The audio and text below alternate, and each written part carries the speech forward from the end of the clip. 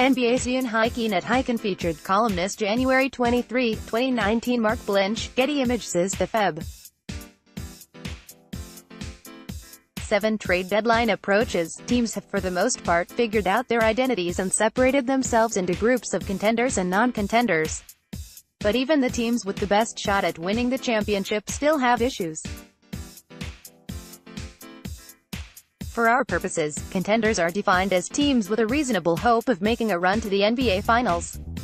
In the Western Conference, there's still a sizable gap between the Golden State Warriors and every other team, but there are a few that merit a mention as having an outside chance to unseat them. In the East, there's a gap between the top 5 teams, all can be considered serious threats to win the conference, and the others. All respect due to the likes of Brooklyn, Miami and Charlotte, but they are a clear step below the Raptors, Bucks, Pacers, Sixers and Celtics. Marcio Jose Sanchez, Associated Press. Although no other team in the Western Conference can be considered on the Warriors' level, there are a few that could have at least an outside chance of making a run to the finals if everything breaks right. The Denver Nuggets have been the West's biggest surprise this season, trailing Golden State by just half a game for the #1 seed. While Nikola Jokic is having a career year that will surely earn him his first All-Star nod and maybe even some fringe MVP consideration, this is a young group with no playoff experience that may not be ready for that stage yet. The Oklahoma City Thunder have the league's 4th best defense, and Paul George is putting together an MVP-caliber season. But the Thunder haven't made it out of the first round of the playoffs since Kevin Durant's departure in 2016, and Russell Westbrook may once again prove too unpredictable to be counted on. Behind a historic string of scoring performances from James Harden, the Houston Rockets have righted the ship following a disappointing start to the season. But they have some significant injuries. Starting center Clint Capella could be sidelined until after the All-Star break after undergoing thumb surgery, and Chris Paul has missed significant time with a hamstring injury. Paul's injury is particularly concerning given his age, 33, and the fact that he missed part of last year's Western Conference Finals with a hamstring injury. If the supporting cast isn't healthy, it may be too much to ask for Harden to carry the Rockets past the Warriors by himself. The Los Angeles Lakers are the biggest wildcards among the Western Conference also-rans. LeBron James has been out since Christmas with a groin injury, and the Lakers have been wildly inconsistent without him. If he stays out much longer, they could be in serious danger of missing the playoffs. But if he's fully healthy by the postseason, they can't be fully counted out. LeBron is still LeBron. Marcio Jose Sanchez, Associated Press. Biggest hurdle, burnout. Odds are, the only team that will be able to beat the Warriors will be the Warriors. This season has already seen more turmoil for the 2-time defending champions than the previous 4 years of the Steve Kerr era combined, highlighted by a highly publicized November on-court argument between Draymond Green and Kevin Durant that did nothing to quell the widespread speculation about the latter's upcoming free agency. Ask the Jordan-era Bulls, the Shaq and Kobe Lakers, or any of LeBron's Heat or Cavaliers teams of the past 8 years, and they'll tell you that playing into June year after year is hard. None of those groups did what the Warriors are attempting to do this spring, make 5 straight finals. Golden State nearly lost to the Houston Rockets in the Western Conference Finals last season, ultimately prevailing in 7 games. Despite their relative struggles, they're on pace to win only 57 games. The Warriors have still shown they can blow the doors off any team on any given night. DeMarcus Cousins has only played in 2 games since returning from his torn Achilles, but he looks to be fitting nicely into the offense. If he's fully acclimated by the playoffs, the Warriors will be even harder to beat than they already are. Aaron Gash, Associated Press. Biggest hurdle, shooting. The most remarkable thing about Giannis Antetokounmpo's MVP campaign is how devastating he is without possessing any semblance of a three-point threat. He's never been great from beyond the arc, but this season he's shooting an atrocious 18.2% from 3. The Bucks have a few capable shooters, including Chris Middleton, Malcolm Brogdon and Brook Lopez. but as a team, they rank 18th in three-point percentage.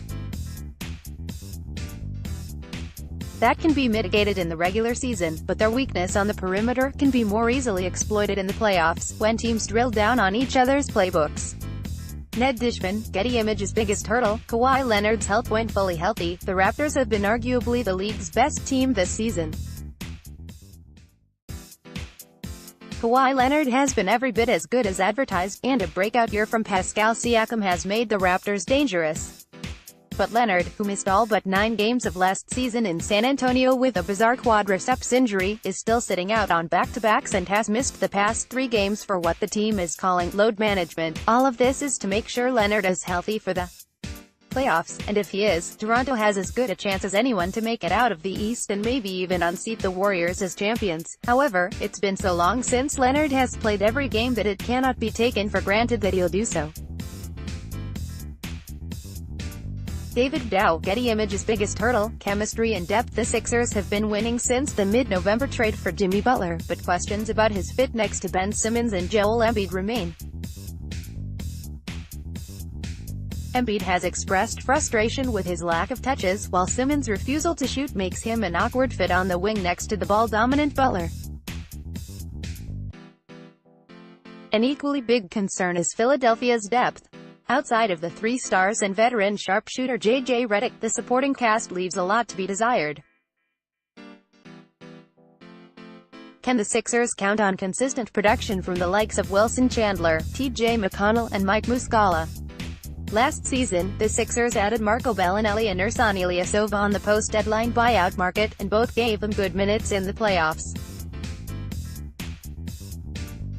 Philadelphia will almost certainly be active on that front again this year. The Sixers don't have many assets left to trade after giving up Robert Covington and Dario Saric in the Butler deal, so the buyout market will be their best bet to add bodies for the postseason run. AJ Mast, Associated Press. Biggest hurdle. Top-end talent. A year after shocking the NBA by remaining competitive post-Paul George, the Pacers are no longer a nice surprise. They're a playoff threat who can hang with anybody with a balanced roster and the league's second-best defense. Unfortunately, star power almost always wins out in the playoffs over strict roster balance.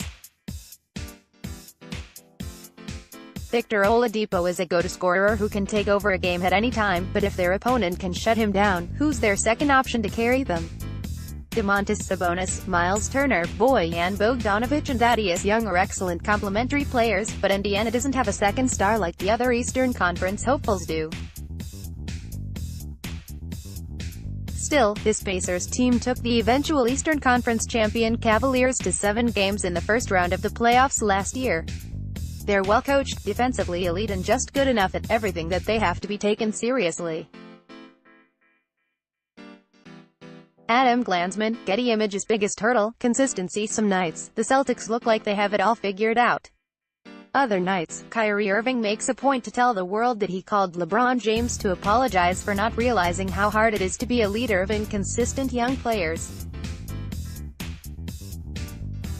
This Boston team is talented, we know that.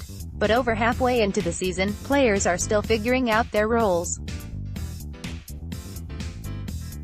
Gordon Hayward has slowly worked his way back into shape after missing all of last season with an ankle injury, while Jason Tatum hasn't exploded yet in his second season.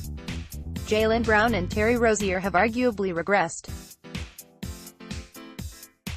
During the off-season, it was easy to assume that Boston would be the favorite in the East after reaching the Eastern Conference Finals with Irving and Hayward sidelined. But it's not that simple. It's taken time for the Celtics to figure out who they are, and they still aren't all the way there yet.